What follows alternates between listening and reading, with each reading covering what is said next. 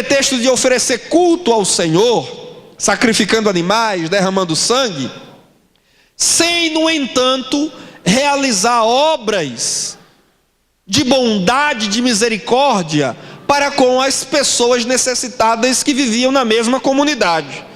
Então o Senhor disse: olha, tenho eu mais prazer nos jejuns religiosos, na guarda dos sábados e nos muitos sacrifícios que vocês multiplicam, do que em que vocês exercitem a misericórdia para com o próximo, em que vocês manifestem o amor para com o próximo, para com os carentes e necessitados.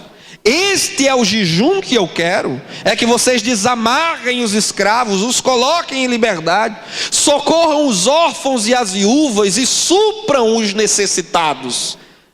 Misericórdia quero e não sacrifícios. Então, esse é um tema que ele é predominante nos profetas e também ele se estende no ministério de Cristo e dos seus apóstolos, de tal modo que Deus reprova uma igreja, Deus reprova um culto, Deus reprova a adoração em palavras e em expressões físicas que não se traduzem em gestos de bondade, de amor e de misericórdia para com o semelhante.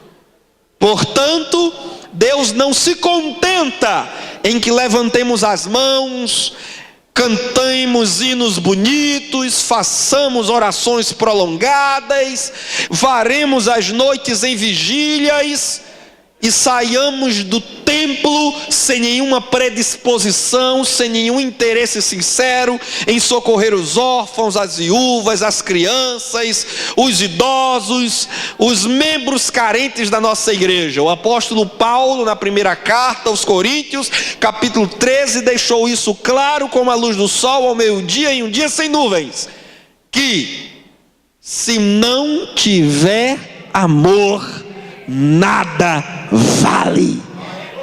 Amém, meus irmãos? Então, que esse evento, que essas palestras que estão sendo ministradas hoje e também ainda amanhã com o vosso pastor presidente, que sirva para trazer-nos uma nova tomada de atitude, uma mudança de consciência que reflita em uma nova tomada de atitude no dia a dia. Que não venhamos esquecer o que aqui está sendo ensinado, nem venhamos sepultar em algum escaninho, em algum esconderijo do nosso coração, as sementes aqui semeadas. Antes, que sejamos a boa terra da parábola do semeador, permitindo que a palavra de Deus produza fruto, e como dizia João Batista, frutos dignos de arrependimento. Para quem não sabe o que significa essa expressão, fruto digno de arrependimento, esta palavra significa, ou esta expressão significa, frutos que confirmem o arrependimento, frutos que atestem publicamente que houve um arrependimento. Porque não adianta dizer eu creio, eu me arrependi, eu sou salvo, eu sou crente, eu vou morar no céu, e não ter frutos que confirmem isso, e não ter a evidência ou as evidências da salvação. Portanto, precisamos crer com o coração, confessar com a boca, mas estender as mãos como o samaritano fez, para socorrer os que estão caídos e necessitados pelo caminho. Amém, meus irmãos? Pregar para o povo pentecostal é bênção, porque você prega em simpósio, conferência, congresso, e o povo dá glória a Deus, aleluia, fala línguas estranhas, glória a Deus por isso, amém, irmãos? É porque a palavra de Deus, ela faz o coração arder mesmo, né? Então nós temos ali a integração destas três frentes de atuação da igreja, pretende garantir, juntar a evangelização com a ensino e ação social, pretende garantir que o evangelho todo seja levado ao homem todo. Isso é uma máxima, não é uma expressão minha, é uma máxima da missiologia. É que o evangelho todo deve ser levado ao homem todo.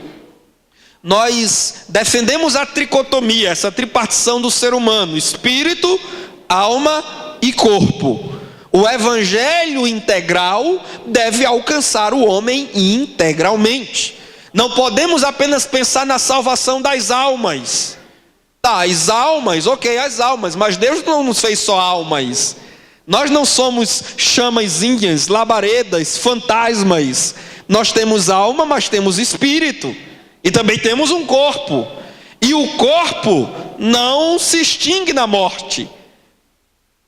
Nós não deixaremos de ter corpo físico na eternidade no céu. O corpo é tão importante para Deus quanto o espírito e a alma. E a prova disso é que o apóstolo Paulo, na primeira carta aos Coríntios, capítulo 15, ele faz a mais brilhante defesa teológica acerca da ressurreição do corpo. Isso está muito claro. Se Deus não se importasse com o corpo, morrendo o corpo, ok, subia a alma e o espírito para o céu e pronto. A entidade imaterial estaria para sempre na eternidade. Mas não.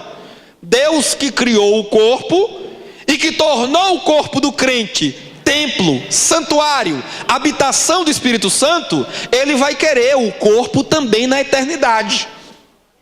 E Ele nos dá prova disso em Jesus Cristo, que ressuscitou, que é a primícia, o primeiro dentre os mortos, o primeiro que ressuscitou para nunca mais morrer, e que está no céu em corpo.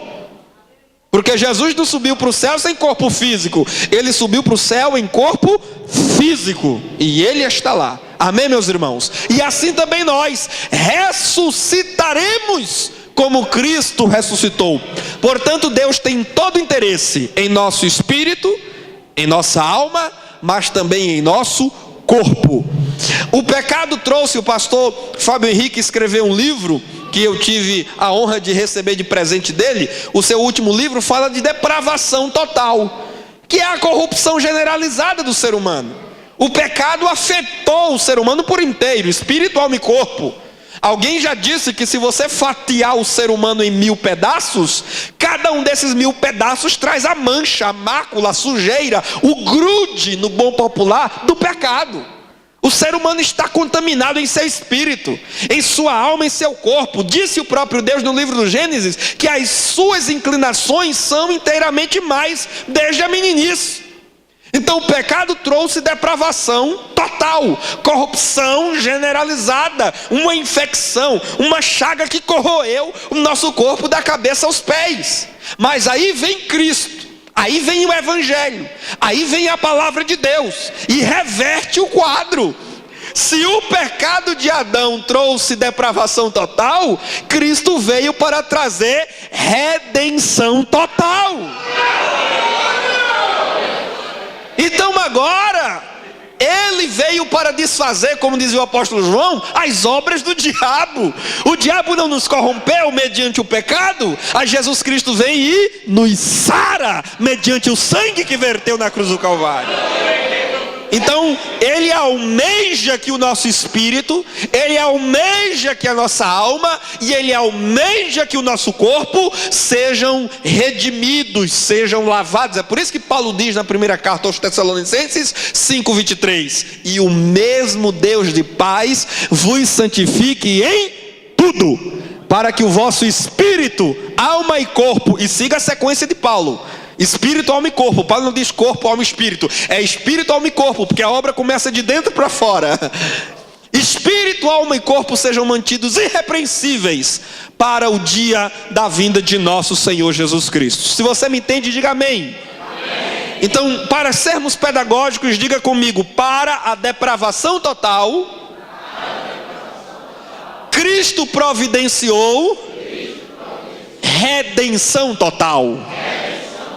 É por isso que os missionários suecos que receberam o batismo do Espírito Santo lá nos Estados Unidos da América, em Chicago, chegaram no Brasil, Daniel Berg e Gunnar Wingren, aqueles 2 jovens solteiros, chegaram aqui com a chama pentecostal no coração, e a mensagem deles era uma mensagem de redenção total. É o lema das igrejas pentecostais do mundo, especialmente da Igreja Assembleia de Deus: Jesus Cristo salva, Jesus Cristo cura, Jesus Cristo batiza no Espírito Santo, e Jesus Cristo breve voltará para levar-nos para o céu. Amém, meus irmãos?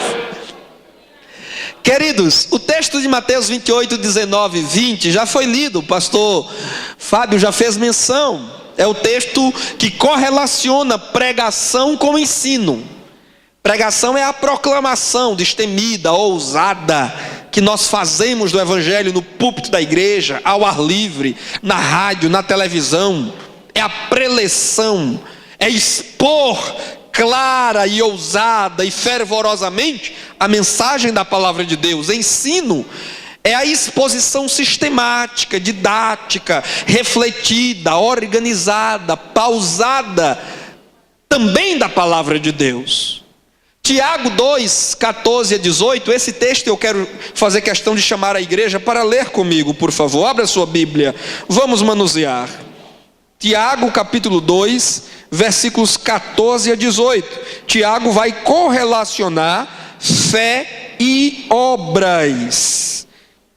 Na Nova Almeida Atualizada, que é uma tradução recente em língua portuguesa, e eu recomendo a todos os irmãos adquirirem uma Bíblia com a versão Nova Almeida Atualizada, Tiago, que era irmão de Jesus, ele vai nos ensinar assim, a relação entre fé e obras.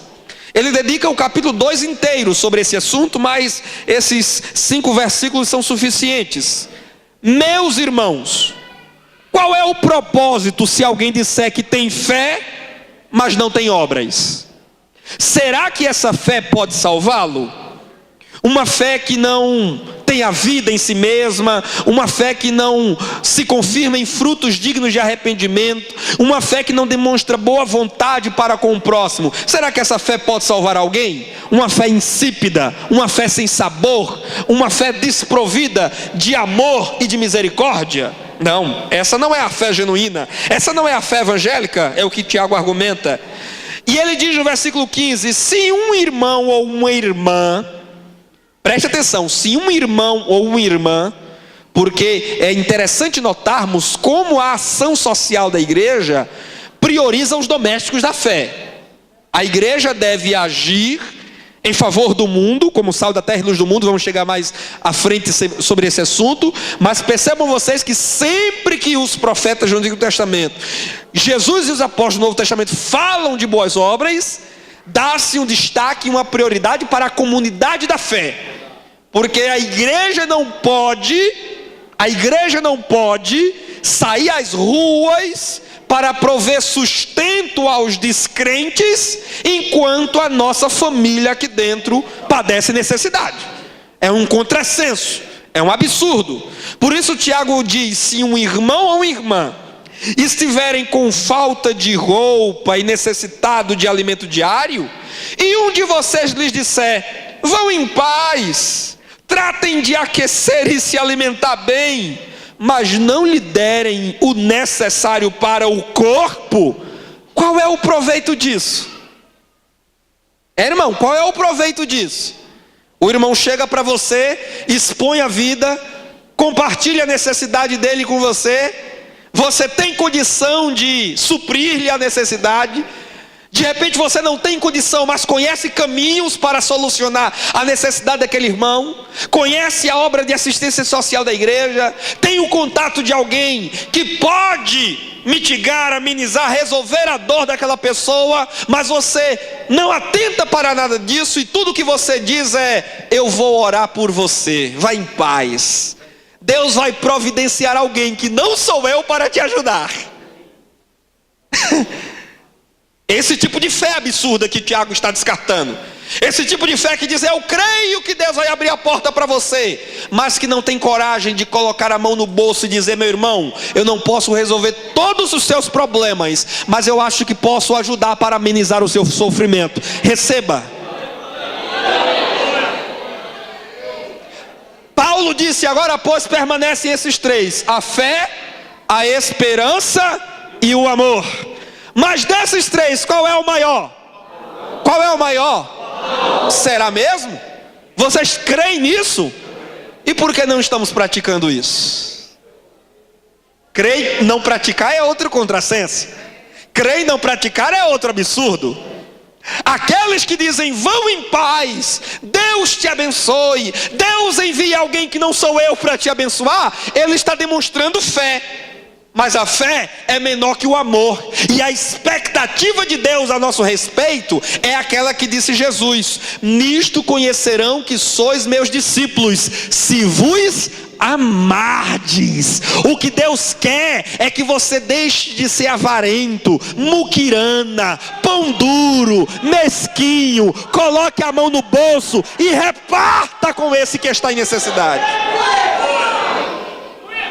Tem coisa que a gente só resolve orando, mas tem coisas que a gente resolve sem a necessidade de uma oração. Sim ou não? Sim ou não? E irmãos, ninguém é tão pobre que não possa estender a mão para abençoar outro. Ninguém. Alguém aqui é mais pobre que a viúva de Sarepta? 1 Reis 17, vocês conhecem a história. Quem aqui é mais pobre que a viúva de Sarepta? Lá vai Elias de Israel a Sarepta. Encontra a mulher, onde? Colhendo os pedacinhos de pau, os gravetinhos, para fazer um fogo. Elias diz: mulher, traz um pouco de água para eu beber. A mulher vai, água tem, não tem problema a água. Água é fácil de conseguir. Antes que a mulher se distanciasse muito, Elias grita: e traz também um pouco de pão para me comer. A mulher dá as costas assim, olha para o profeta e diz: olha, enquanto estava na água estava tudo certo, agora você me pede pão, o negócio estreitou. Porque se alguém chega na porta da gente e diz: me dê um copo com água, você não faz questão. Mas quando pergunta: tem alguma coisa para comer? Tem dinheiro para me ajudar a pagar uma passagem? Aí o negócio já estreita. A mulher disse: olha, a tua serva só tem um pouco de farinha na panela e um restinho de azeite na botija. E a coisa está tão séria, a situação está tão grave, a miséria já tomou de conta da nossa casa de tal modo que nem marido eu tenho, sou viúva, tenho apenas um filho, e eu vou fazer o último bolo, a última refeição. Meu filho e eu vamos comer e depois morrer, porque não tem mais o que fazer. Mas Elias dá a receita para ela, que é para nós hoje também. Mulher, vai, faze como tu disseste, mas traz primeiro para mim, porque assim diz o Senhor Deus de Israel: a farinha da panela não faltará e o azeite da botija não se acabará, até que o Senhor envie chuva sobre a face da terra. Aí eu pergunto para você: a mulher obedeceu ou não obedeceu a Elias? Obedeceu. E eu te pergunto: faltou azeite na botija? Faltou farinha na panela? Falta não. Sabe por quê? Aqui está o segredo, igreja. A multiplicação existe na partilha, na divisão. Quem quer ver multiplicação acontecer dentro de casa, tem que abrir mão do que tem e repartir com quem menos tem. O milagre da multiplicação de pães e peixes só aconteceu porque um garoto pegou a boia que tinha, o almoço que tinha, o lanche da tarde e levou para oferecer a Jesus. Eram pelo menos 5.000 só homens. Se fosse contar mulheres e meninos, esse número certamente, facilmente chegaria aos 15.000. Pelo menos 15.000 pessoas estavam ali naquele dia para serem alimentados. E aos olhos dos discípulos Filipe e André, era um absurdo que uma criança comparecesse oferecendo 5 pães de cevada, que nem de trigo era de uma qualidade inferior, e 2 pequenos peixinhos, a gente chama de piaba. Vocês aqui também chamam de piaba? Pois bem, piaba, 2 piabinhas. Era pouco, sim ou não? Insignificante, quase nada.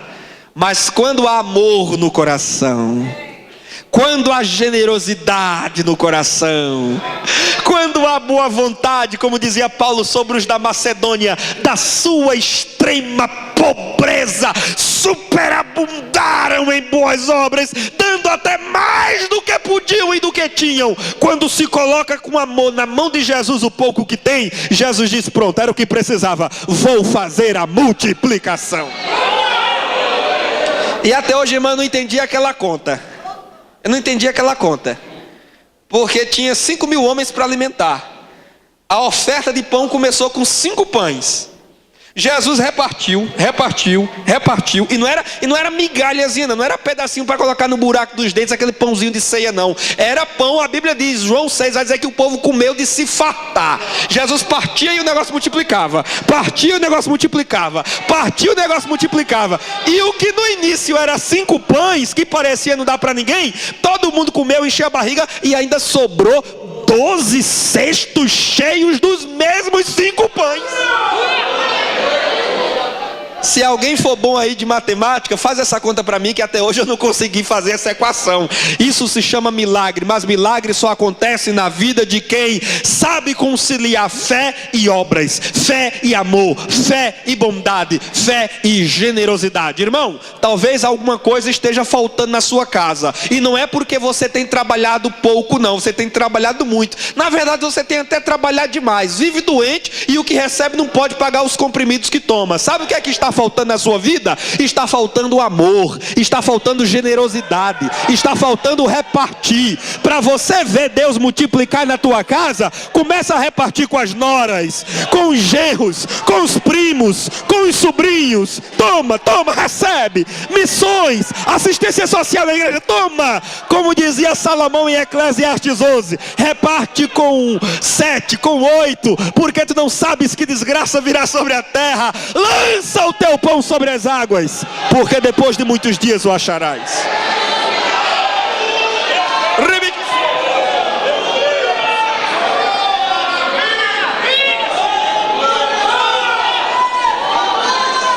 Aí no versículo 18, saltando aqui no versículo 18, Tiago diz, Tiago 2,18: mas alguém dirá, você tem fé e eu tenho obras. Aí Tiago está dizendo, quer discutir comigo? Vamos. Então você tem fé e eu tenho obras. Mostre-me a sua fé sem as obras. Que fé é essa sem obras?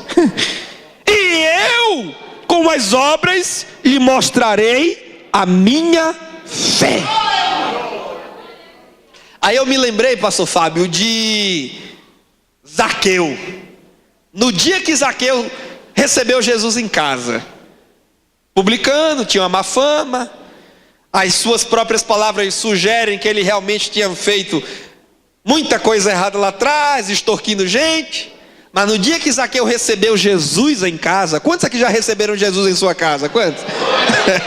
No dia que Zaqueu recebeu Jesus em casa, Zaqueu fez a sua declaração pública de fé: Senhor, metade dos meus bens, eu estou resolvendo agora. Ele disse, eu resolvo. Ou seja, eu decidi agora, metade dos meus bens eu vou dar aos pobres. E se em alguma coisa eu defraudei, eu roubei, eu extorqui alguém, vou restituir. E não vou restituir o que eu peguei, não, vou restituir 4 vezes mais. Aí Jesus olhou para aquela fé confirmada em obras. Aí Jesus disse assim: hoje veio salvação a esta casa. Porque Jesus viu fé com obras. Quando tem fé e obras, ali é a salvação, irmão. Não é só discurso, não é só retórica, não é Jesus I love you, não, é fé com obras, é prática, é uma fé viva. Porque no versículo 17 Tiago disse que a fé sem obras é morta, inoperante, vazia, inócua, inútil. Amém, meus irmãos? Vamos ler esse texto de 1 de João. Vocês sabem que João é conhecido na tradição cristã como o apóstolo do amor. Olha o que é que o apóstolo do amor, o apóstolo que deitava a cabeça no ombro de Jesus Cristo e bem de perto da boca do mestre ouvia as mais belas palavras e os mais belos ensinos. João absorveu tão bem, mas tão bem, os ensinos de Jesus sobre a relação entre palavras, discurso, teoria, doutrina e amor, que ele nos ensina dizendo na sua primeira carta, capítulo 3, versículos 16 a 18: nisto conhecemos o amor, que Cristo deu a sua vida por nós. Portanto também nós devemos dar a nossa. Jesus ensinou isso. Ninguém tem maior amor do que este, o de dar a vida pelos seus. Irmão, você já acha muito trazer 1 quilo de arroz, um pacote de fubá? Você já acha muito contribuir com um cofrinho missionário? Você já acha muito participar de uma oferta alçada para abençoar um irmão ou irmã que necessita fazer um procedimento médico, uma cirurgia e não tem dinheiro para tanto? Você já acha muito isso? Jesus, a palavra está dizendo que nós devemos dar a nossa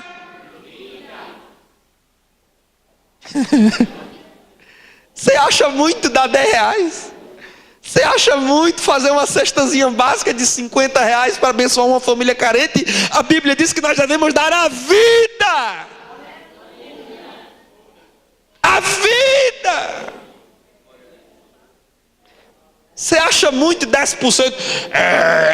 Dízimo é 10%, não sei para que isso tudo. Irmão, Jesus deixa você ficar com 90% para você gastar. Você está entregando só 10% e você acha muito. A Bíblia diz, dá a vida. Irmão, quando eu leio isso eu fico com vergonha, porque eu estou muito longe, estou muito aquém disso aqui. Jesus disse, se vocês fizerem só o que for mandado, bata no peito e diga, sou servo inútil. Às vezes a gente fica tão orgulhoso, né? Eu fiz um voto e paguei R$1.000 de voto para a igreja. Mil, viu, irmão? Anote aí, 1.000. Diga comigo, 1.000.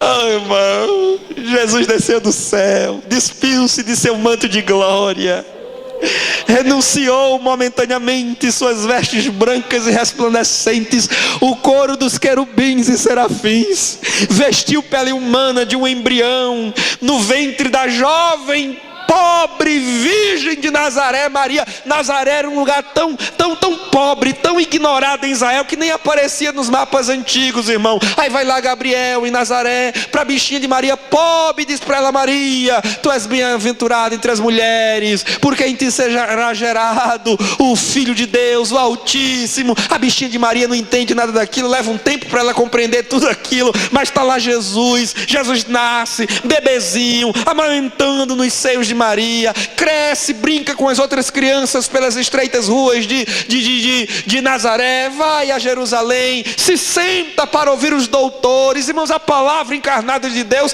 se sentando para ouvir os homens citarem a palavra escrita, as escrituras, e está lá Jesus. A Bíblia diz, Lucas dizia que ele crescia em sabedoria, em graça, diante de Deus e dos homens, mas ele foi rejeitado, sua própria família não o compreendeu, seus irmãos muitas vezes iam às casas buscar Jesus, porque pensavam que ele estava louco com aquela história de que era filho de Deus, de que era o Messias. Até os irmãos de Jesus levaram um tempo para entender que ele era de fato quem ele dizia que era. Maria guardava todas as coisas no coração, mas os irmãos não entendiam, só entenderam após a ressurreição e as provas cabais que ele deu de que ele era quem ele dizia que era, pregado na cruz, mãos e pés, chicoteado pelos romanos, rasgado, corpo sangrando, a coroa de espinho na cabeça, sangue jorrando pela face, o sangue misturando-se com a poeira e o vento ali das bandas de Israel. Tudo isso Jesus suportou, ele entregou tudo, até a última gota de sangue ele derramou por nós, e nós hoje achamos tão caro 1 quilozinho de alimento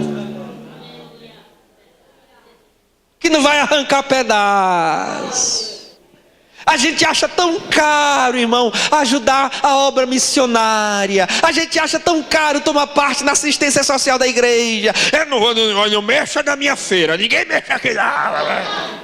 Muitas vezes o marido até quer pegar 1 quilinho de alguma coisa para trazer. A mulher já chega com o facão na mão, tira sua mão daí.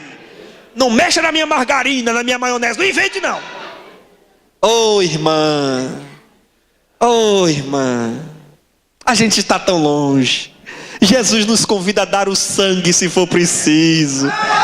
Irmã, se a senhora pensar direitinho, sai mais barato dar 1 quilo de açúcar, irmã, sai mais barato. Versículo 17, ora, se alguém possui recursos deste mundo e vê seu irmão passar necessidade, mas fecha o coração para essa pessoa, como pode permanecer nele o amor de Deus? Como dizia David Hahn naquele livro que ele escreveu: que amor é este? Que amor é este? Eu amo a Deus, eu amo meus irmãos, mas fecha a mão na hora de ajudar, na hora de socorrer, faz vistas grossas e encarna a figura de um crente muito espiritual. Não, eu vou orar, até bate o pé, até fala línguas estranhas. Amém, eis que eu te digo, vou enviar alguém. Ó, o malandro não quer ajudar, aí diz que Deus está usando. Vou enviar alguém para te abençoar. Deixa de ser malandro, crente. Deixa de ser malandro, crente. Abre a tua carteira e tira aquelas onças e aqueles peixes que tu tens guardado. Filhinhos, não amemos de palavra, nem da boca para fora, mas de fato e de verdade. Amém, meus irmãos? O amor não faz discurso, o amor faz boas obras em favor de quem precisa. Quantos recebem esta palavra? Digam amém. Amém. Evangelização e ensino. Evangelização é a ação da igreja ofertando o pão da vida, que é Cristo e a palavra, aos que estão mortos em delitos e pecado, como dizia Paulo. E é também a igreja suprindo de pão espiritual. Aqui nós estamos falando de pão espiritual, enquanto falamos de evangelização e ensino, estamos falando do pão espiritual, do pão que alimenta a alma. É a igreja também suprindo de pão os que já receberam a vida. Sim, porque nós não deixamos de evangelizar na igreja quando estamos pregando a palavra de Deus para crentes. Não deixamos de evangelizar as nossas crianças na escola dominical quando estamos ensinando a elas sobre o reino de Deus. Porque evangelização é ofertar o evangelho. Percebam vocês que a palavra evangelho, do grego boas novas, está dentro de evangelização. Portanto, toda atividade da igreja que se propõe a ser uma atividade de oferta de evangelho é evangelização, para descrentes ou para crentes. Concordam com isso, sim ou não? Então, o ato de estarmos aqui esta noite refletindo a palavra de Deus é também um ato de evangelização. Nós estamos ofertando aos irmãos o evangelho de Jesus Cristo e estamos amadurecendo a nossa consciência acerca do evangelho de Cristo. O pastor Antônio Gilberto, de saudosa memória, que foi um dos maiores nomes da educação cristã no Brasil, ele dizia que a igreja evangeliza enquanto ensina, e ensina enquanto evangeliza. Não se desconecta ensino de evangelização, porque toda evangelização bem feita é a transmissão dos ensinos de Cristo. Não é o que ele diz em Mateus 28, na grande comissão?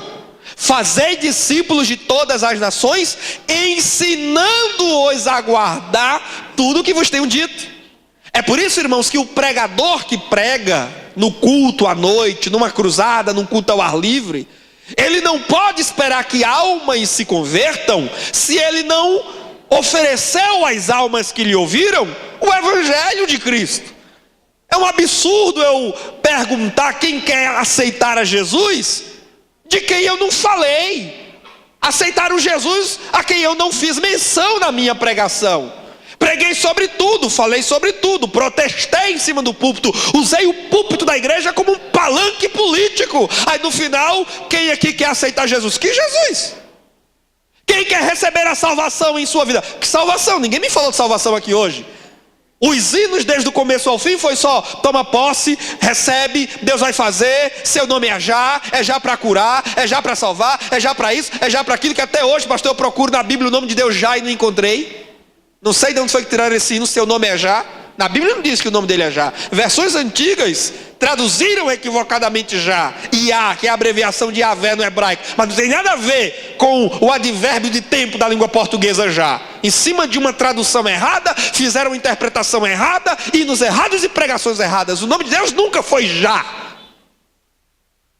Aí a gente canta hinos antropocêntricos. Aí a gente canta um monte de coisa que não tem nada a ver com o evangelho, que não tem nada a ver com um cordeiro, que nada tem a ver com uma cruz. Aí vem um pregador cheio de emocionalismo barato, cheio de arrepios nos pelos, cheio de fogo estranho no coração, e E é só eu estou vendo bola de fogo, eu estou vendo um anjo passeando no meio da igreja com bandeja, eu estou vendo isso, estou vendo aquilo, e a Bíblia diante dele ele não está vendo. Tem pregador que é engraçado, irmão. Ele vê anjo, vê bola de fogo, vê raio, vê trovão, vê tudo na igreja. Ele só não vê a Bíblia aberta diante dos olhos dele, chamando-o a pregar e a proclamar o Evangelho de Cristo. Aí pergunta quem quer aceitar Jesus, quem quer salvação, quem... O povo, gente, eu não estou sabendo de nada. Cheguei ignorante, parece que vou sair mais ignorante do culto do que quando cheguei. Mas nós evangelizamos quando ensinamos a palavra de Deus. É por isso, irmãos, que eu repito o que disse ontem: precisamos fortalecer os púlpitos de nossas igrejas. Precisamos selecionar bem os homens e mulheres que assumirão a tribuna para fazer menção, para fazer uso do microfone e menção da palavra de Deus. Não podemos, irmãos, confiar a palavra a pregadores que não gostem de Bíblia, a pregadores que não gostem de escola dominical, a pregadores que sejam inimigos de teologia. Teologia esfria crente. Não precisa disso. Esfria, irmão, fogo estranho, apaga fogo estranho. Teologia bem feita e bem estudada não apaga fogo de Deus. Pelo contrário, coloca mais lenha para o fogo pegar e crescer. Louvado seja o nome do Senhor. Precisamos selecionar bem. E eu sei que agora os gritos de glória a Deus, aleluia, foram em um som e um volume mais baixo, porque talvez muitos de nós aqui não estejamos frequentando a escola dominical e não sejamos tão amigos do saber, da sabedoria, não sejamos tão simpáticos da teologia. Mas, meus irmãos, precisamos nos despertar. Precisamos amar o ensino e a palavra de Deus. Paulo dizia a Timóteo: procura apresentar-te a Deus aprovado, como um obreiro que não tem de que se envergonhar, e que maneje bem a palavra da verdade. E para manejar essa palavra tem que passar pela escola de profeta, que é a escola dominical. Para manejar bem essa palavra, tem que conhecer teologia, hermenêutica, exegese, ciências da interpretação do texto sagrado. Se você quiser que a igreja se alimente de bom conteúdo, precisa ter bom conteúdo para dar. Pregadores superficiais farão pregações superficiais e alimentarão superficialidade do povo. Uma igreja forte e firme é uma igreja educada, treinada e habilitada nas escrituras sagradas, a palavra de Deus. Então nós precisamos amar tudo que diz respeito à palavra, tudo que diz respeito ao ensino, tudo que diz respeito à educação cristã. A.W. Tozer dizia que a igreja, uma das mais nobres ocupações da igreja é fazer teologia, é refletir teologia. E Tozer não falava de teologia a um nível acadêmico, embora esse seja um nível que alguns irmãos devam procurar, devam se especializar. Mas Tozer pensava em teologia no sentido comum da palavra, porque teologia é o estudo de Deus. E não existe mais nobre atividade para a igreja fazer enquanto igreja reunida do que estudar as coisas pertinentes a Deus, do que investigar. Há um provérbio que diz assim, irmãos, eu acho muito bonito, se não me engano, provérbio 25:2.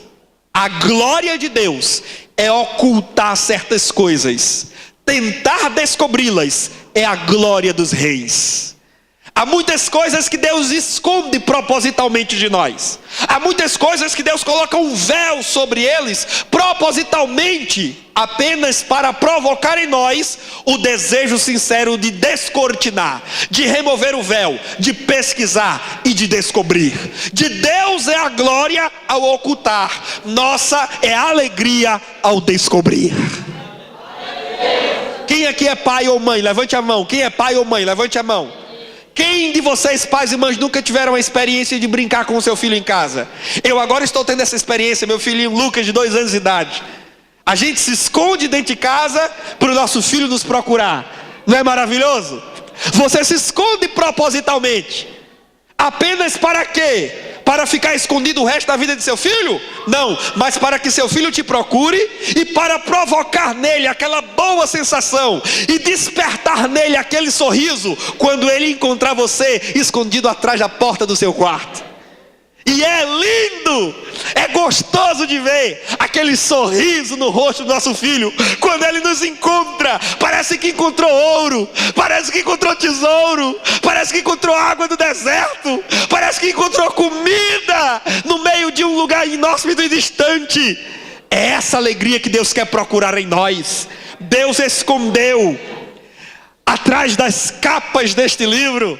Ele escondeu 66 livros, 1189 capítulos, 31.173 versículos, todos eles palavra de Deus. E Ele está dizendo: buscar-me-eis e me achareis, quando me buscardes de todo o vosso coração. Eu amo os que me amam, e os que me buscam de madrugada me encontram. Bem-aventurado é aquele que não se senta à roda dos escarnecedores, não se detém no caminho dos pecadores, nem ouve ao conselho dos ímpios. Antes o seu prazer, levante a sua Bíblia comigo agora, antes o seu prazer está na lei do Senhor, e nela medita de dia e de noite, porque assim fazendo será como árvore plantada junto ao ribeiro de águas, suas folhas nunca caem, dá seu fruto na estação própria, e tudo quanto fizer prosperará. Crente que gosta de Bíblia prospera. Obreiro que gosta de Bíblia prospera. Líder da igreja que gosta de Bíblia prospera. Prospera na vida emocional, prospera na vida espiritual, prospera no ministério, progride, vai adiante. Quantos obreiros resmungando, permita-me, como obreiro, como evangelista, respeitosamente dirijo-me aos obreiros da igreja. Mas quantos obreiros que ficam pelos cantos das paredes, pelos becos, pelos corredores da igreja? Ninguém me vê, ninguém me valoriza, o pastor não me consagra, não me coloca para dirigir a igreja. É porque você não aparece, é porque você vive pelos becos resmungando, em vez de estar trabalhando. Cadê você nos bancos da escola dominical? Cadê você nos cultos ao ar livre? Cadê você nos cultos de evangelização? Compareça, trabalhe, e a igreja vai lhe ver e vai lhe honrar no tempo certo. É a maior besteira, irmãos, é a maior bobagem, obreiros, esse discurso que inventaram lá atrás de estão colocando terra no meu ministério. Irmão, quando Deus chama, quando Deus capacita, e quando chega o tempo, pode jogar uma caçamba de terra, não te esconde, não te encobre, porque você é luz que nasceu para brilhar, e é Deus quem garante o seu ministério. Agora não gosta de ler Bíblia, não gosta de culto de ensino, não se interessa por adquirir um livro, um comentário bíblico, um livro de teologia, acha tudo muito difícil, acha tudo muito complicado, é inimigo dos mestres da igreja, fica criticando todo mundo, fala mal de todo mundo. Aí, meu irmão, você não vai progredir nunca, porque você vai estar sempre nadando em águas rasas, sempre na periferia da fé. Mas busque mais, cave mais, e você vai descobrir muito excelentes tesouros que Deus guardou propositalmente só para você encontrar. Louvado seja Deus. Evangelização, ensino e ação social. Veja o que os apóstolos disseram, meus irmãos, em Atos 6:2, naquele episódio quando as viúvas dos crentes gregos reclamavam porque estavam ficando desassistidas do programa de assistência social da igreja em Jerusalém.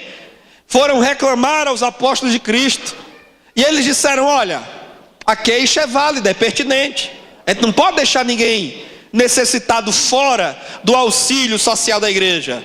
Agora, não é razoável que nós deixemos a palavra de Deus e sirvamos às mesas.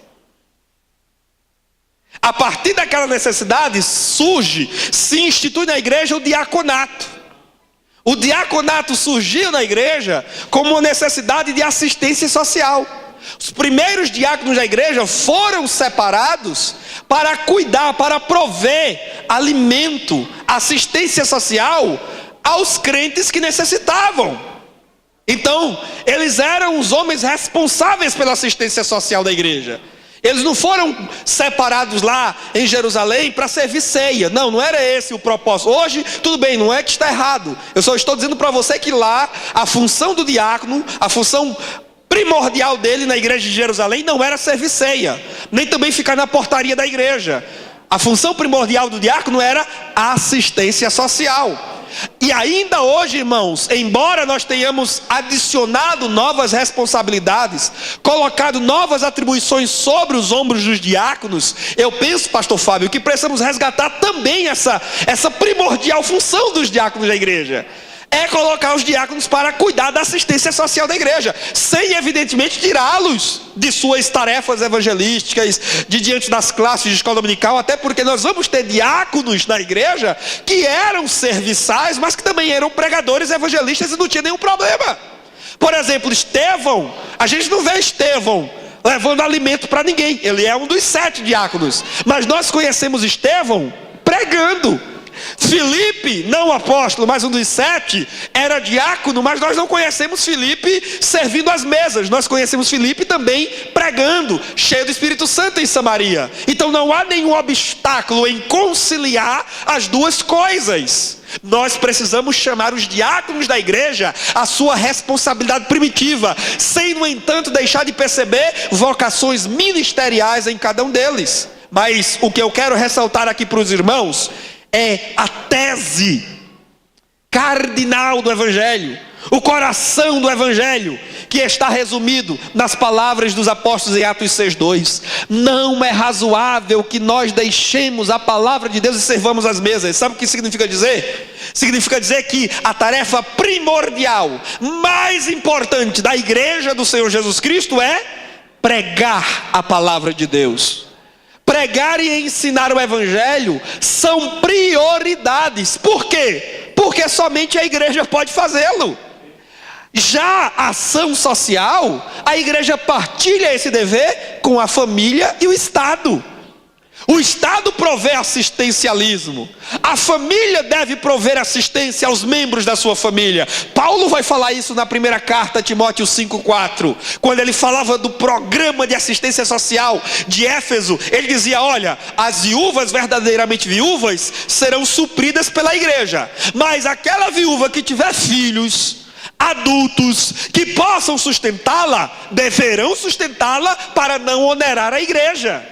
E em Romanos 13:4, Paulo vai dizer que o governo, o poder público existe para fazer o bem, como promotor do bem. Ainda mais em um regime democrático como nós vivemos, ainda mais aqui no Brasil.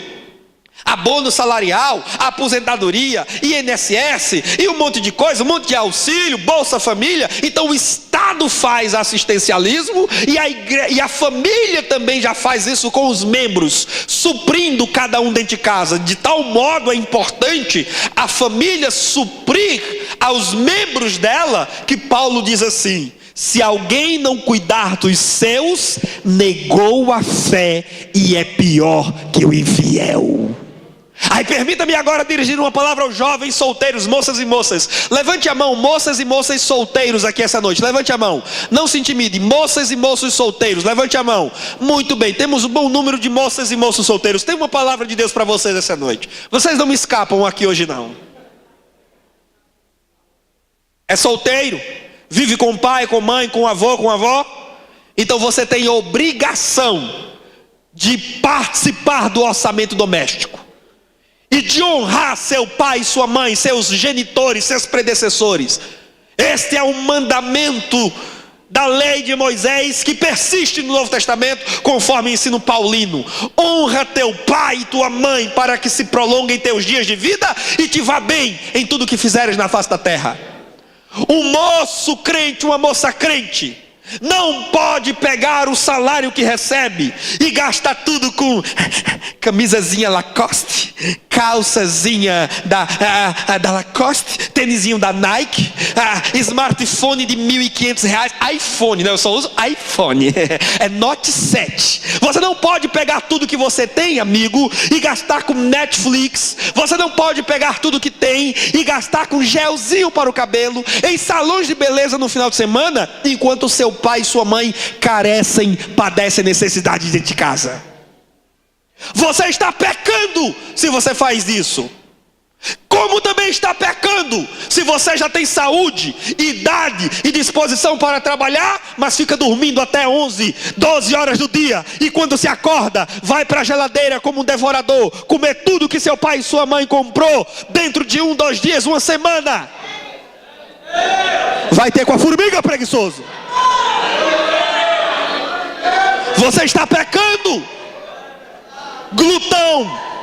E tem deles, irmãos, que são tão, desculpe a expressão, mas tem uns que são tão cínicos que ainda trazem os amigos para dentro de casa, sem avisar pai, sem avisar a mãe, na hora do lanche, na hora do almoço. Mãe, tem alguma coisa aí para fulano comer? E assim é. E é assim, trazendo gente para comer a feira que sua mãe fez, a duras penas. Não se admite, moços e moças, o dinheiro que pega gasta com namorado e namorada em final de semana em pizzaria, em lanchonete e restaurante. Sua namorada é hoje, não é amanhã. Amanhã ela arruma um Ricardão mais bonito e mais baludo que você e coloca um pá de chifre na tua cabeça. Deixa de ser bobo. Tua mãe é tua mãe sempre, teu pai é teu pai sempre. Honra seu pai e sua mãe. É para minha namorada. Nunca deu presente para a mãe no dia das mães, nem em aniversário. Nunca deu presente do pai. Mas está com a namorada faz 3 meses e já encheu o quarto dela de presente. Deixa de ser bobo, rapaz. Coitada da mãe, chega na igreja com sandália de dedo, vestidozinho de feira. O pobre do pai, quando vai sorrir, tem que colocar a mão na boca, porque não tem os 2 atacantes aqui da frente. E o filho, que muitas vezes ganha bem, é concursado, ou talvez não ganhe esse rio de dinheiro, mas tem um auxílio, uma bolsa de alguma coisa, uma pensão de alguma coisa, que pode ajudar o pai. Está aqui, meu pai, eu não posso fazer muito não, mas eu vou dar esses 2 atacantes para o senhor sorrir mais feliz e mais bonito. Abençoe seu pai, abençoe sua mãe, e tudo irá bem. É promessa de Deus, é o primeiro mandamento com promessa, é esse: honra teu pai e tua mãe, para que te vá bem em tudo que fizeres. Queres um casamento abençoado? Honra teu pai e tua mãe. Queres progresso na vida acadêmica? Honra teu pai e tua mãe. É 2 coisas que um jovem solteiro que trabalha deve fazer quando recebe seu salário. 2 coisas: primeiro, o dízimo do Senhor. Segundo, o dízimo do pai e da mãe. E quem é pai e mãe, diga amém. Pronto. Evangelização e ação social. A ação social pode ser uma porta para a oferta do evangelho, sim. Quando a igreja faz ação social, quando a igreja realiza obras de caridade, ela abre portas para a pregação do evangelho. Portas que muitas vezes estariam fechadas. Olha aí o alvoroço no arraial aí, ó.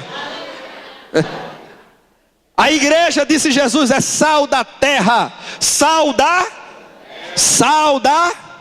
e luz do, olha aí, é sal da terra e luz do mundo. E o sal não tem valor dentro do saleiro. O valor do sal é misturado com a comida. A luz não tem valor debaixo da mesa, tem que colocar lá em cima, na parede, para iluminar todo o ambiente. O valor da igreja é quando a igreja trabalha, age, envolvida com a sociedade. É quando a igreja age na comunidade para transformá-la, para moldá-la, para ajustá-la aos padrões divinos. A igreja trancada em 4 paredes, ela não tem muita utilidade para a terra e para o mundo em sua volta. A igreja será sal da terra e luz do mundo quando estiver participando da vida pública, promovendo o bem-estar social, promovendo os valores da fé cristã, através de boas obras, nas repartições públicas, nas escolas, nas universidades, nas casas de albergue, nos presídios, nos hospitais. A igreja tem que demonstrar a sua atuação, o seu valor, agindo nesse meio. Porque sal no salgueiro não tem valor, tem que se misturar com a comida. A igreja é sal da terra e luz do mundo, e como tal deve dar sabor a uma sociedade que vive o amargor do pecado, e fazer resplandecer a sua luz. Disse Jesus em Mateus 5, versículo 16: assim pois, resplandeça a vossa luz diante dos homens, para que vejam. Igreja, o mundo precisa ver, igreja. O mundo precisa ver. É lamentável que o mundo esteja vendo muitos escândalos. É lamentável que o mundo esteja vendo muitas traições. É lamentável que o mundo esteja vendo muitos pastores falsos na mídia, faturando alto em cima da ingenuidade de gente que é feita de massa de manobra. O mundo precisa ver a luz da igreja resplandecendo. Não se admite que os espíritas façam mais obras sociais do que a igreja evangélica. Não se admite que os católicos, apostólicos e romanos demarquem mais presença nas instituições de caridade do que a igreja evangélica.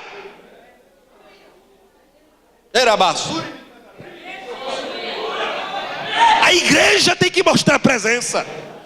O mundo precisa ver. O mundo precisa ver a igreja entrando nos presídios. Porque eu vou dizer uma coisa, igreja. Aleluia. Vou dizer uma coisa na ousadia do Espírito Santo essa noite. Quem tem a chave? Jesus não disse, não foi ao governo romano, eu vos dou a chave. Jesus não foi ao exército romano a chave. Jesus entregou aos apóstolos, à igreja. A vocês eu entrego a chave do reino. O que vocês abrirem aqui é aberto lá. O que vocês fecharem aqui é fechado lá.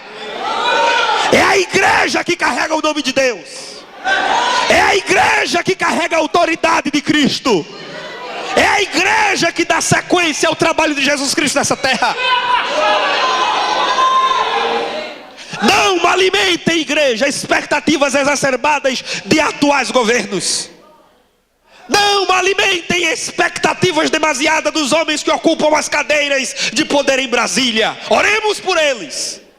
Torçamos e acompanhemos democraticamente no livre exercício de nossa cidadania. Mas não fiemos em nenhum deles a nossa esperança quanto a um futuro melhor para este país.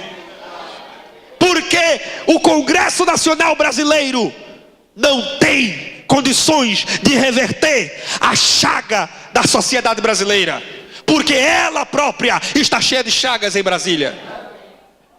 As Forças Armadas, o Exército tem que intervir, tem que derrubar o STF. Isso aqui vai virar uma bagunça, uma anarquia. Sabe quem é que tem a autoridade de Deus na terra para sarar esta nação?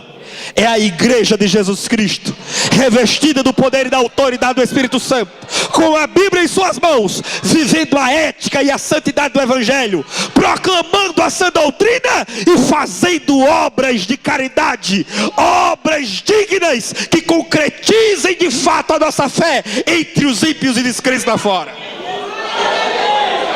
A solução para o Brasil não é Jair Messias Bolsonaro. A esperança para o Brasil é o verdadeiro Messias, Jesus Cristo, o Filho do Deus vivo. Tira dinheiro de universidade, coloca mais dinheiro em universidade, mas não resolve. Tira ou coloca, não resolve. Porque as chaves não estão nas universidades, públicas ou privadas. Tira da faculdade, coloca no ensino básico, ok, mas não vai resolver. Agora, se esse povo,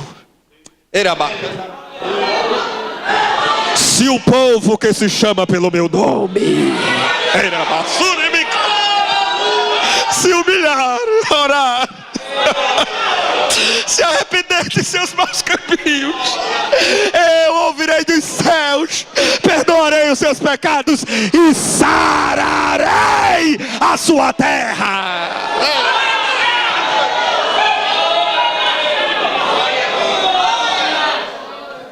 Aleluia, aleluia, aleluia. Aleluia. William Booth, metodista no século XIX, se converteu aos 15 anos de idade a Jesus Cristo. E ele orou a Deus dizendo: Deus, o Senhor deve tomar tudo que há em William Booth. Um adolescente de 15 anos de idade teve um encontro com Jesus Cristo durante a Revolução Industrial da Inglaterra. Um período difícil, período de pobreza e sofrimento em todo aquele país. A despeito da resistência da igreja institucionalizada, a igreja anglicana, do governo, do pouco sustento financeiro e dos cruéis ataques que ele sofreu de multidões insatisfeitas, nada disso puderam impedi-lo de espalhar a luz do Evangelho através das ruas da Inglaterra. William Booth, ele é o fundador de um movimento conhecido no mundo inteiro, o Exército da Salvação. Vocês já ouviram falar? E é interessante porque William Booth iniciou o Exército da Salvação, fundou o Exército da Salvação, que até hoje existe como uma grande instituição no mundo, instituição filantrópica e também evangelística. E ele deu essa instituição, o lema, que é a capa desse livro, que eu recomendo vocês adquirirem: sopa, sabão e salvação. Os 3 S do Exército da Salvação, os 3 S de William Booth: sopa, sabão e salvação. E eu explico o porquê desse lema. É porque Booth entendia, em meio ao caos social que ele vivia, que o evangelho todo deve ser servido ao homem todo, que o evangelho integral deve ser servido ao homem integralmente. Sopa, porque ele entendia que precisava suprir a fome, saciar a fome de crianças, adolescentes, jovens, pais e mães de família que sofriam penúrias na Inglaterra de seu tempo.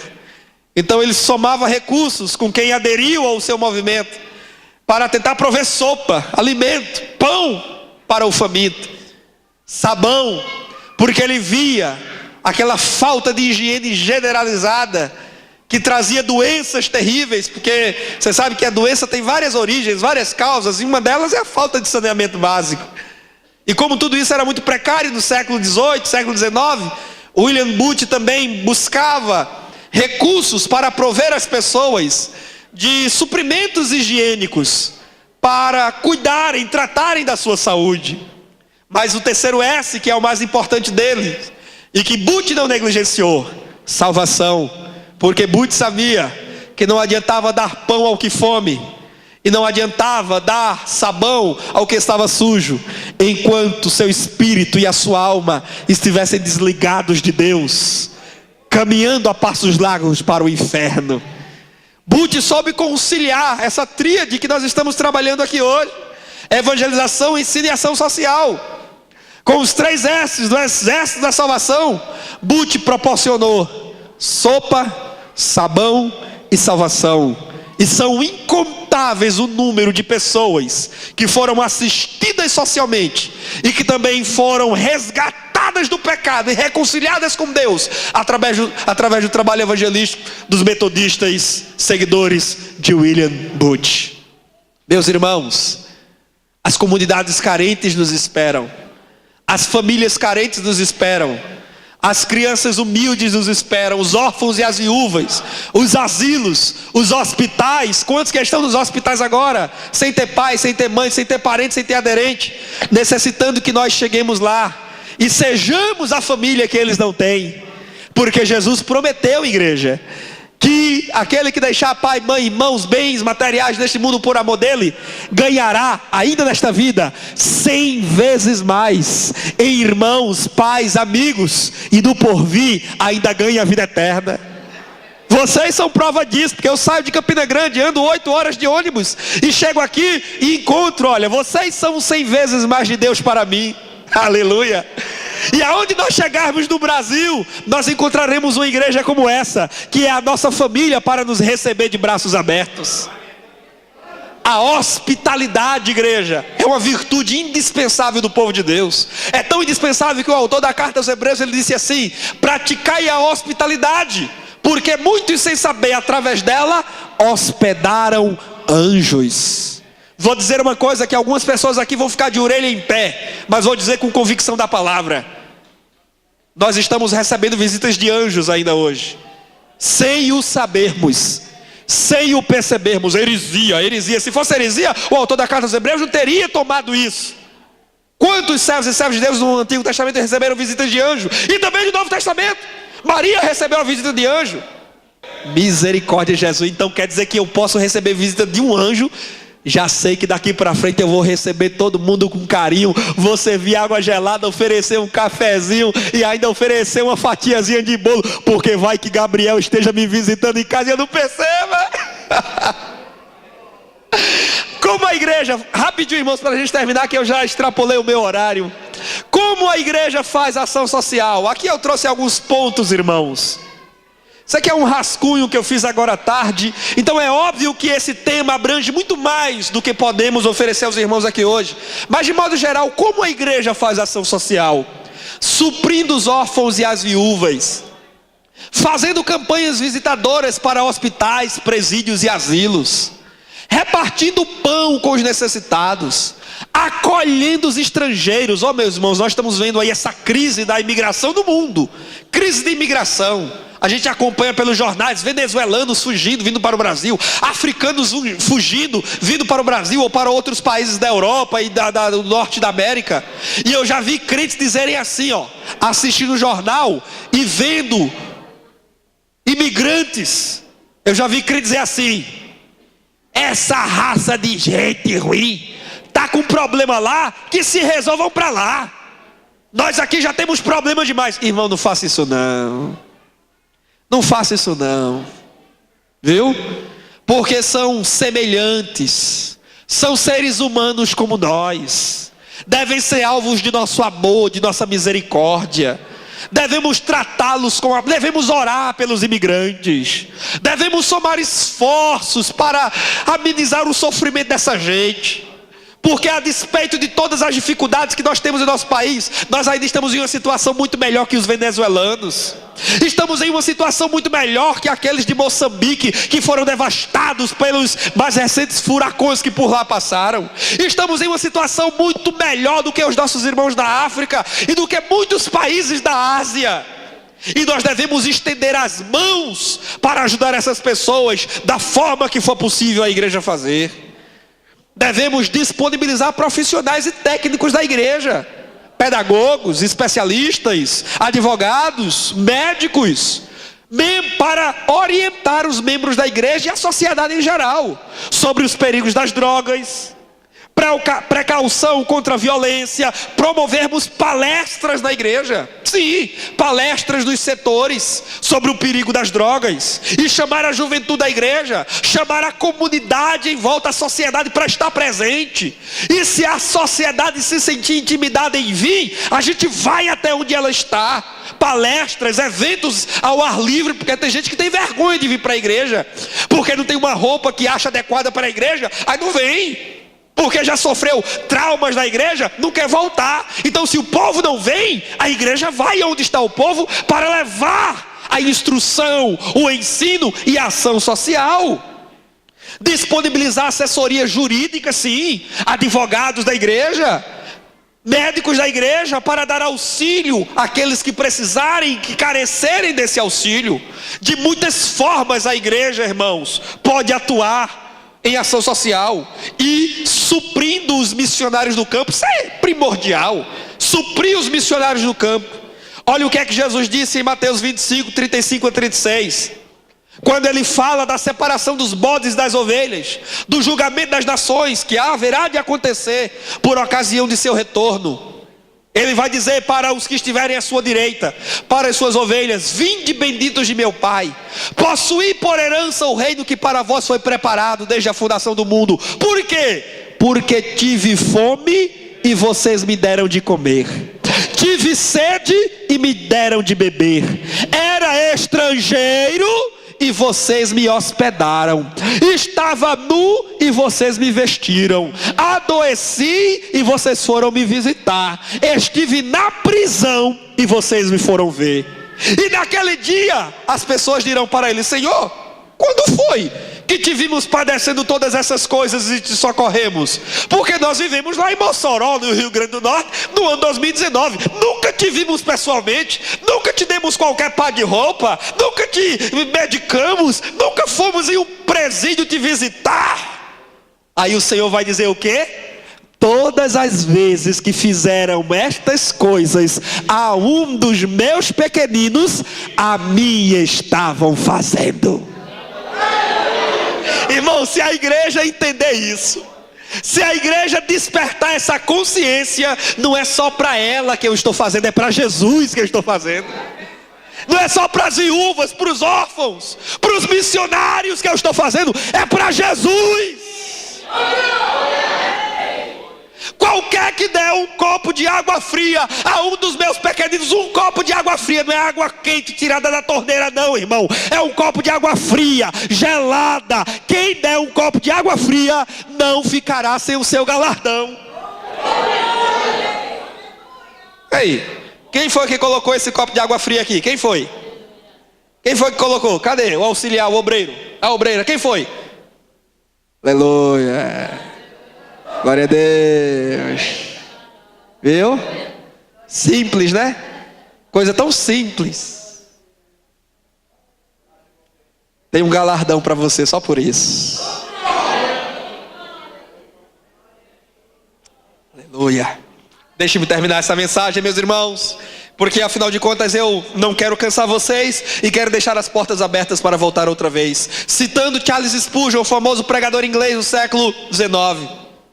Assim como na vida, um sermão que ele pregou em 1878, intitulado Médico dos Médicos, Spurgeon dizia: assim como na vida de nosso Senhor, seus ensinamentos sempre estavam ligados à cura, Ele quer que as igrejas também se interessem profundamente pelas aflições físicas do povo, como por suas necessidades espirituais. Seria lastimável se considerasse que a benevolência está separada do cristianismo. Não, boas obras têm nada a ver com o cristianismo. Seria lastimável isso, porque até agora a coroa da fé, como dizia Tiago, em Jesus, tem sido amor aos homens. O gênio do cristianismo é compaixão pelos pecadores e pelos que sofrem. Aí eu vou terminar com esse slide, é o último slide. Observações importantes, preste atenção, por favor, não saia antes de terminarmos. Observações importantes. Primeiro, a igreja deve pregar com ousadia e ensinar sistematicamente, sem negligenciar o cuidado com os pobres, como o pastor Fábio já citou, Gálatas 2:10. Pregação, ensino, mas adicionando cuidado com os pobres. Entendem isso? Entendem isso? Vamos colocar em prática. A igreja não pode substituir pregação e ensino por assistencialismo. Presta atenção, igreja. Devemos adicionar boas obras, porque elas são expressão da nossa fé e do nosso amor. Mas não podemos deixar de pregar e ensinar para viver apenas fazendo boas obras, porque incorreríamos no erro que o pastor Fábio falou. Deixaríamos de ser o organismo vivo de Cristo para ser apenas uma ONG assistencialista. Estaríamos confundindo os papéis. São dois extremos de uma mesma corda. O extremo da pregação sem as boas obras, nós sairíamos daqui e iríamos para o outro extremo. As boas obras sem pregação, sem ensino. O ponto de equilíbrio é pregação, ensino, acompanhado de boas obras. A igreja não tem ideologia. Presta atenção todos, universitários, estudantes secundários. A igreja não é nem de direita, nem de esquerda. A igreja é de cima. Amém, irmãos? Ela nem é de direita, é por isso que Deus dizia no Antigo Testamento: não se dizia nem para a direita. Não se dizia nem para a direita, nem para a esquerda. A igreja, irmãos, é para frente e para cima, para frente e para cima, para frente e para cima. A igreja não tem ideologia, a igreja tem doutrina. A igreja tem a palavra como regra de fé e prática, e a ela se submete incondicional e irrestritamente. É a carta magna do universo, é a palavra de Deus. Nossa Constituição Federal de 1900 e pouco, ela é a carta magna do Brasil. Mas a carta magna da igreja e do universo chama-se a Bíblia Sagrada, a palavra de Deus. Então ninguém queira vir para cá, viu, irmão? Bolsomínio na igreja e lulista na igreja está fora. Viu? Nem queira levar para um lado nem para o outro. Não vamos transformar púlpito em palanque. Não vamos transformar púlpito em tribuna de congresso, de câmara de vereadores ou de assembleia legislativa. Púlpito não é lugar de fazer política. Púlpito é lugar de se pregar o evangelho e se ensinar as escrituras e proclamar o nome que está acima de todo nome, o nome de Jesus Cristo, Filho de Deus. Quem quiser fazer política, vá às câmaras municipais, às assembleias legislativas ou a Brasília. A igreja não pode comprar o discurso político de que o problema do mundo é a pobreza ou a desigualdade social. Não, o problema do mundo é pobreza, falta de dinheiro, é desigualdade social, é má distribuição de renda. Não, Esse é um problema, mas que não é nem o maior dos problemas e nem é o problema. Jesus diz: os pobres sempre tereis convosco. Não sempre vai existir pobre na terra. Aqui um deles, ó. Tem mais algum pobre aqui hoje? Tem? Quem é pobre aí? Levante a mão. Vai. Aí, ó. Tá vendo que Jesus não mentiu? E Jesus também disse que a vida do homem não consiste na abundância daquilo que ele possui. Não se define ninguém por ser pobre ou rico. A igreja que dizia ser pobre, materialmente falando, sem apoio político, Jesus chegou para ela e disse: fica tranquila, você é rica, você tem a mim. Mas a igreja que batia no peito e dizia: rico sou, estou enriquecido e nada tem falta, Jesus disse: tu és pobre, cego, nu e miserável. O problema da humanidade chama-se pecado. Esse aqui é o problema. Irmão, deixe todo mundo rico. Ainda no pecado, o problema continua. Porque rico rouba, rico mente, rico mata, rico oprime. Não é todo rico, mas estou dizendo que rico também faz isso. Então o problema não é falta de dinheiro, o problema é falta de Jesus no coração. O problema chama-se pecado. E a solução não é a revolução social, não é a revolta do proletariado. A solução para a chaga da humanidade, vamos dizer todo mundo aqui esse final, é o sangue de Jesus que salva e restitui a dignidade do pecador. Amém, igreja? Obrigado a todos vocês. Deus abençoe toda a igreja em Mossoró, os obreiros, as lideranças. Que esta palavra que foi aqui semeada produza muitos frutos para a glória de Deus. Amém.